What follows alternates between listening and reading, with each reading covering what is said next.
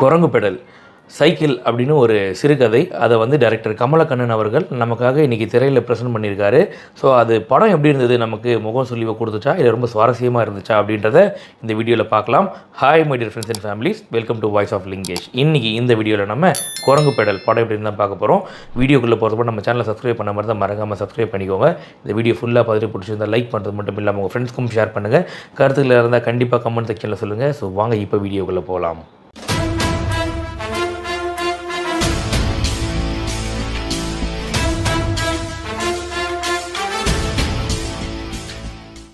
குரங்கு பெடல் படத்தோட கதை என்ன அப்படின்னு பார்த்தோம்னா, இந்த படத்தோட மாரல் ஆஃப் த ஸ்டோரி அப்படின்னு பார்த்தீங்கன்னா, ஒரு தந்தைக்கும் மகனுக்கும் இருக்கக்கூடிய ஒரு நெருக்கமான ஒரு உறவு.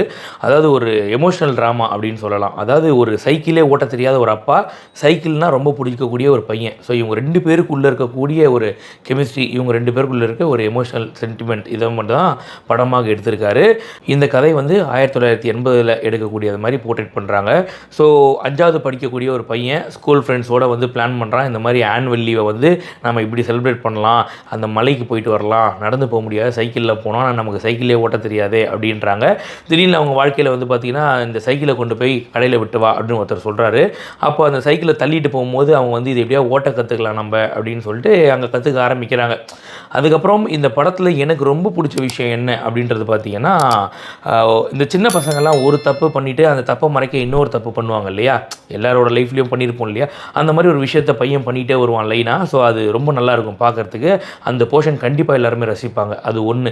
ரெண்டாவது, இந்த சின்ன பசங்க அவங்களுக்குள்ளே பேசிக்கிற விஷயங்கள் இருக்கும் இல்லையா, ரொம்ப ஃபன்னியாக, அதுவும் பயங்கரமாக இருக்கும். இந்த சைக்கிள் ஓட்டுறதுனா ஒருத்தன் வந்து பயங்கரமாக பேசுவான், ஆனால் பார்த்தா ஒரு பொம்பளை புள்ள சைக்கிள் ஓட்டிகிட்டு போவோம். அதெல்லாம் படத்தில் பார்க்குறதுக்கு ரொம்ப நல்லா இருந்துச்சு. அதுக்கடுத்து இன்னொரு விஷயம் என்ன அப்படின்னு பார்த்தீங்கன்னா, காளி வெங்கட்டோட நடிப்பு ப்ளஸ் இன்னொரு குடிகாரனாக வருவார். ஸோ இவங்களோட நடிப்பெல்லாம் வந்து பார்த்திங்கன்னா ரொம்பவே சூப்பராக இருந்தது. ஈவன் அந்த சின்ன பையன் படம் ஃபுல்லாக ட்ராவல் ஆகிற அந்த சின்ன பையனும் நடிப்பில் துளி பிசுறு இல்லாமல் அவ்வளோ சூப்பராக நடிச்சிருப்பான் அந்த பையன்.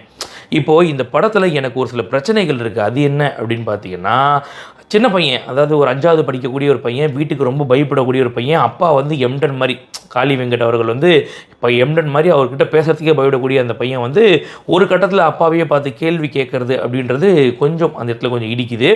அதுக்கப்புறம் கிளைமேக்ஸ் போர்ஷன் என்ன தான் பார்க்குறதுக்கு ஃபீல் குட்டாக இருந்தால் கூட, பட் அதை ஏற்றுக்க முடியாமல் போயிடுச்சு. என்ன காரணம் அப்படின்னு பார்த்தீங்கன்னா, ஒரு எமோஷனலாக முடிக்கணும் நம்ம படத்தை, ரொம்ப சென்டிமெண்ட்டை தூக்கலாக போடணும் அப்படின்னு சொல்லிட்டு இவங்க அப்பா சைக்கிளில் வாங்கிட்டு வர்றது அந்த மாதிரி, அதாவது பையன் கேள்வி கேட்டதுனால தான் அப்பா சைக்கிள் வாங்கிட்டு வராரு, புரியுது.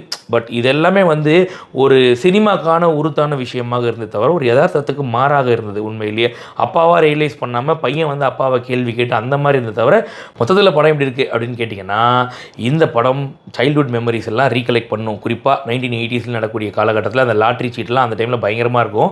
ஸோ அதெல்லாம் ரீகலெக்ட் பண்ணுறதாக இருக்கட்டும், இந்த பசங்களுக்குள்ளே நடக்கக்கூடிய ஃபன்னியான விஷயங்களாக இருக்கட்டும், இதெல்லாம் வந்து பார்க்கணும் அப்படின்னு நினச்சிங்க திருப்பி அப்படின்னா கண்டிப்பாக தாராளமாக படத்தை போய் பாருங்கள். எனக்கு தெரிஞ்சு இந்த படம் போர்லாம் அடிக்காது. 1.25 மணி நேரம் தான் இந்த படம். ஸோ அதனால் தாராளமாக உட்காந்து பார்க்கலாம். வளவலன்னு 2.5 மணிக்கு ஸ்டஃபே இல்லாமல் இழுத்து வைக்கிற படங்களுக்கு நடுவில் வெறும் 1.25 மணி நேரத்துக்கு என்ன தேவையோ அதை மட்டுமே டேரக்டர் கொடுத்துருக்காரு. இந்த படத்துக்கு நம்ம வாய்ஸ் ஆஃப் லிங்கேஷ் சேனல் கொடுக்கக்கூடிய ரேட்டிங் 7.5 out of 10. இந்த ரிவ்யூ பிடிச்சிருந்தால் மறக்காமல் லைக் பண்ணுறது மட்டும் இல்லாமல் உங்கள் ஃப்ரெண்ட்ஸ்க்கும் ஷேர் பண்ணுங்கள். கருத்துக்கள் இருந்தால் கண்டிப்பாக கமெண்ட் செக்ஷனில் சொல்லுங்கள். இன்னும் நம்ம சேனலை சப்ஸ்கிரைப் பண்ணலையா, மறக்காமல் சப்ஸ்கிரைப் பண்ணிக்கோங்க. அப்போ தான் நம்ம போடுற வீடியோஸ் எல்லாம் உங்களை வந்து சேரும். இன்னொரு இன்ட்ரெஸ்டிங் ரிவ்யூவில் சந்திக்கிறேன். பை.